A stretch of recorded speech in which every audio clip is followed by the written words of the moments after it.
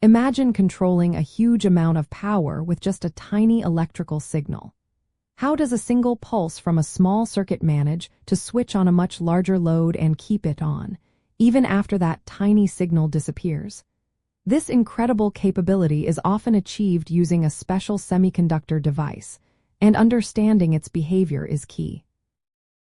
An SCR, or Silicon Controlled Rectifier, latches, meaning it turns on and stays on, when its anode current reaches or exceeds a specific value known as the latching current. This critical current threshold must be met while a gate trigger pulse is still present, or immediately after it has been applied and removed. The reason for this behavior lies in the SCR's internal structure, which can be thought of as a pair of interconnected transistors in a regenerative feedback loop. When a gate current triggers the device, these transistors begin to conduct.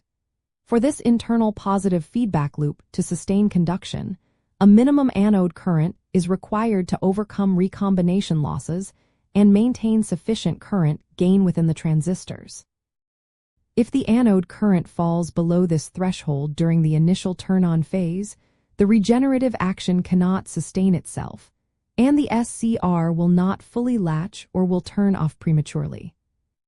Practically, this means that for an SCR to reliably switch on, you must ensure that the current flowing through its main anode-cathode path rises above the latching current immediately after the gate signal is applied. If your load current is initially too low, or if the gate pulse is removed before this threshold is met, the SCR may not fully turn on, leading to unexpected circuit behavior.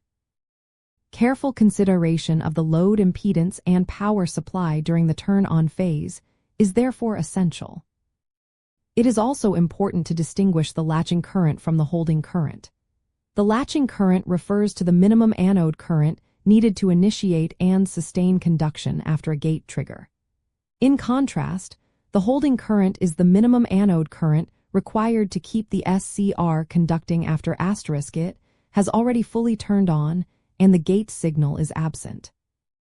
The latching current is always higher than the holding current because more current is needed to establish the full regenerative action than to simply maintain it. Understanding the latching current is fundamental for designing robust and predictable SCR circuits. By ensuring your circuit provides sufficient anode current to surpass this value during turn-on, you can guarantee reliable switching and avoid intermittent operation, which is crucial for efficient power control and protection applications.